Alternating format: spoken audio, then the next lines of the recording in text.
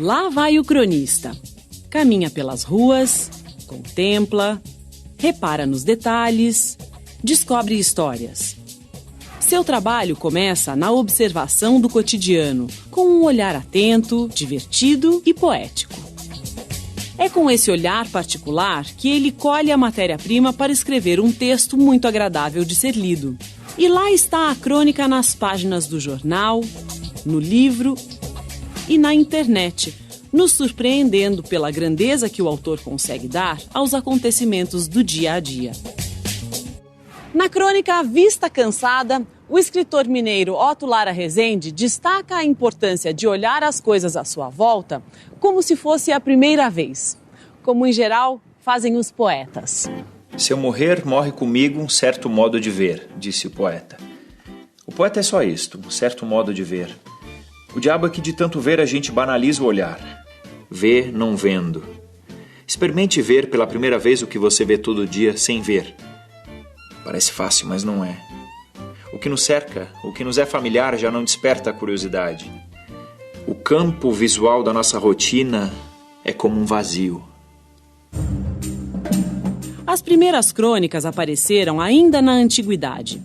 Durante a Idade Média, relatavam eclipses, eventos da realeza ou ainda as viagens e novas descobertas.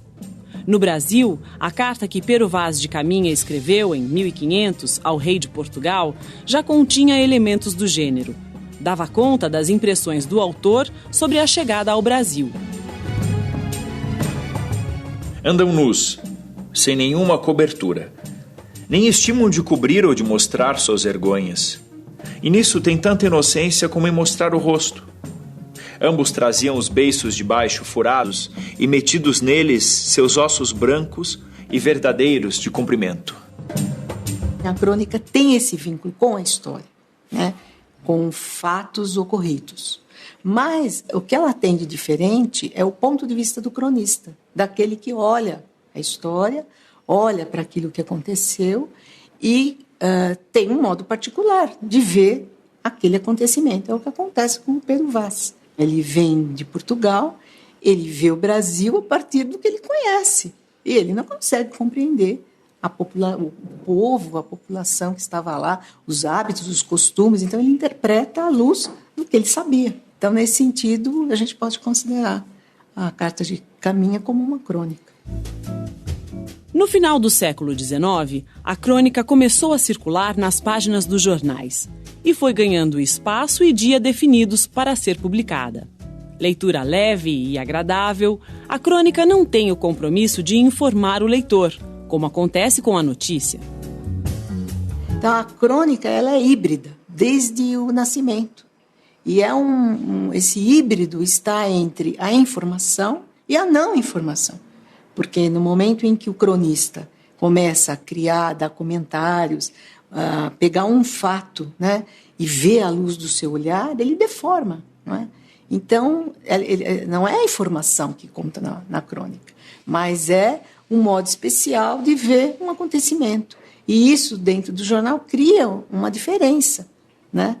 Mostrando um lugar onde é possível que a ficção penetre. Além de jornalistas, a crônica atraiu escritores e poetas brasileiros, entre eles Machado de Assis, Olavo Bilac, José de Alencar e Raquel de Queiroz. Mas nem todas as crônicas que estão no jornal vão para o livro, porque essas mais datadas ficariam meio sem lugar. E a crônica literária, ela cria personagens. Então você vê que o cronista parte de vivências, da experiência, né, com acontecimentos do cotidiano. Então, aquilo que era uma pessoa ganha um status de personagem. O premiado escritor e jornalista Ivan Ângelo ajudou o gênero crônica a conquistar o gosto do público. Eu fui jornalista durante 50 anos da minha vida. Mas depois que eu me aposentei, né, eu tive convite e interesse em passar a escrever crônicas. É uma forma de continuar na imprensa, no jornalismo, mas sem fazer jornalismo. Então eu participo mais da cidade e tenho mais liberdade para mim mesmo. toca o interfone. O porteiro quer saber se o motoboy da farmácia poderia subir. Sim, claro. Daí a pouco soa a campainha da porta de serviço e é ele. Um rapaz alto, com o capacete pendurado no braço e a encomenda da farmácia na mão. Tenho de conferir a nota, dar-lhe o cheque, assinar o protocolo e é tudo. Ele sai, vai esperar o elevador no hall, encosto a porta. Só encosto, porque pretendo abrir o pacote e jogar a embalagem na lixeira. Quando abro a porta, ele ainda está lá e chora alto. A crônica, ela precisa de um contato direto com o público, com o leitor, com as pessoas que vivem na mesma cidade ou no mesmo país que você. Então é uma conversa que precisa ter o emissor da palavra e o receptor da palavra. A crônica faz essa mediação muito bem. Abri a porta já falando, amigo, e nesse momento vejo entrar pela porta do elevador com a sua dor escondida pelo capacete. Percebo na hora que havia colocado o capacete para que os passageiros não vissem que estivera ou estava chorando. Não atende ao meu chamado. A porta automática se fecha. Corro a olhá-lo da varanda. Sai do prédio, sobe na sua moto, dá a pedalada de partida do motor e segue ereto, rosto indevassável, como qualquer motoqueiro sem sofrimento. Faz aquele bamboleio na curva e é absorvido de novo pelo anonimato. Ivan Ângelo seguiu os passos de escritores que passaram por redações de jornais e se tornaram cronistas.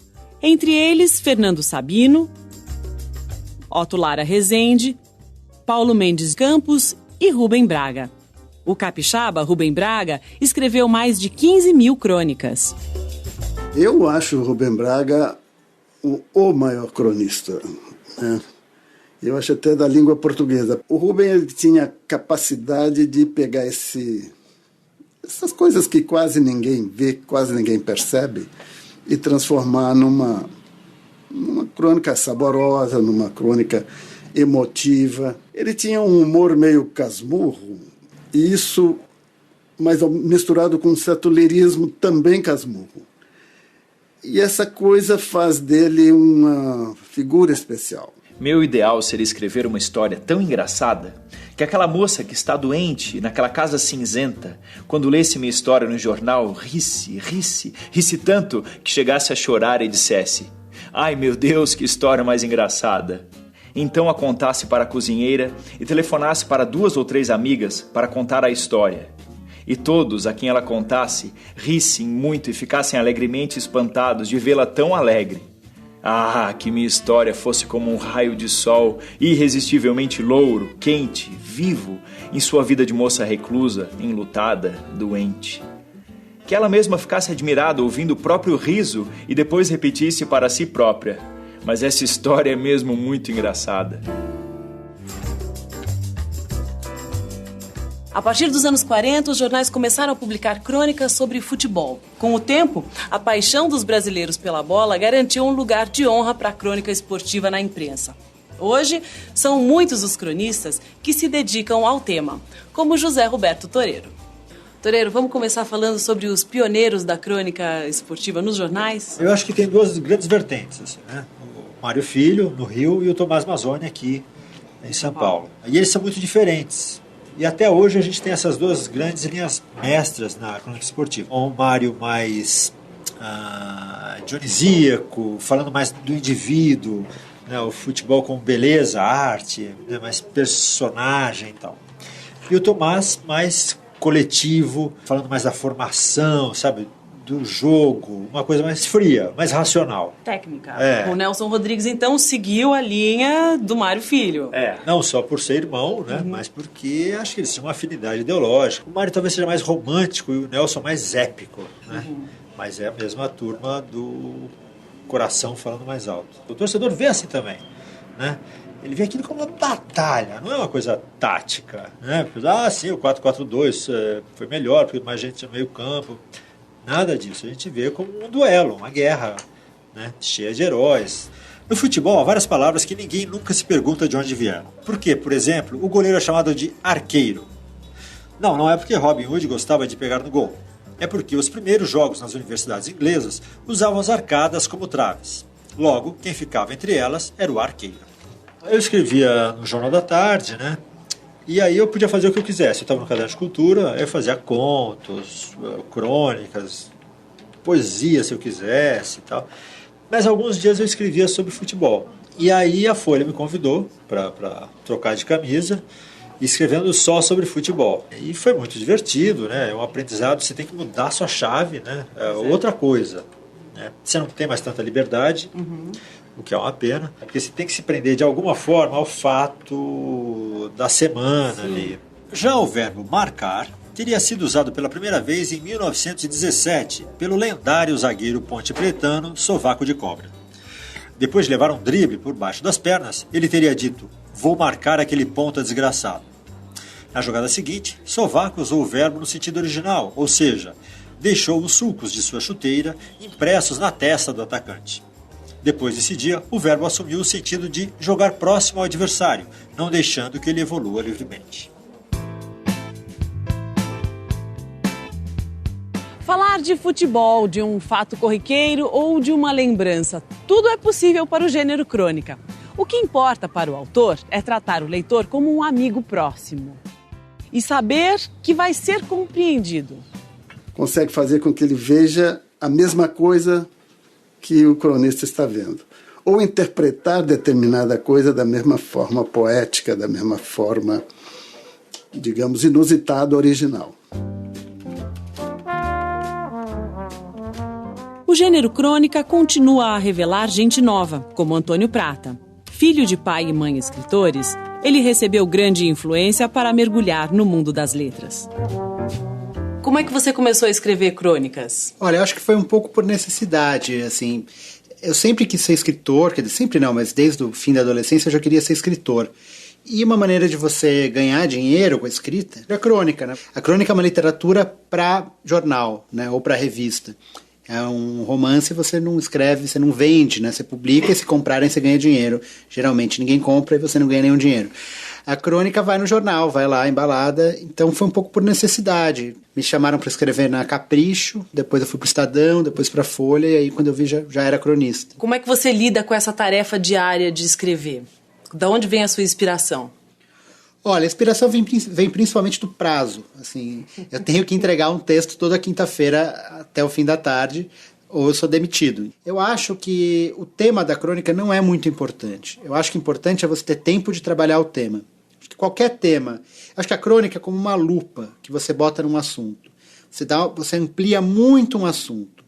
Todo o assunto, se você ampliar muito, é interessante. É como olhar uma coisa no microscópio. Essa lupa precisa de tempo para ser criada. Eu preciso de tempo para trabalhar o texto, para investigar no teclado aquele assunto.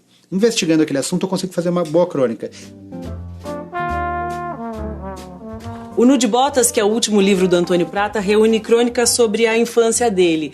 Como é que você trouxe de volta essas memórias? Comecei a escrever esse livro em 2003. Quer dizer, não comecei a escrever, mas a ideia me veio ali. Em 2003 eu fui trabalhar, fazer um livro institucional da escola que eu estudei dos 2 aos 6 anos de idade. Que estava fazendo, acho que 20 anos de idade a escola. E eu passei uns 2 meses indo às aulas com as criancinhas. E ali me vieram muitas memórias dessa fase da vida. Aí eu anotei muitas coisas.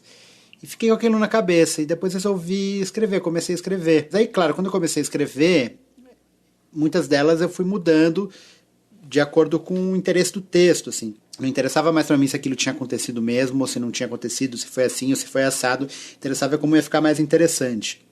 Aí quando eu achei que tinha um pouco esgotado o meu baú e eu achei que tinha uma unidade o livro, eu mandei para a editora. Se você for sempre reto aqui, sabe onde chega? Aonde? Na África. Mentira. Sério, meu tio que me contou. Eu e Fábio Grande ficamos um tempo calados, os pés na areia e os olhos no horizonte, recordando tudo o que já havíamos visto em livros, filmes e programas de televisão sobre o continente negro. Tem leão na África, eu disse. Tem girafa também. E rinoceronte.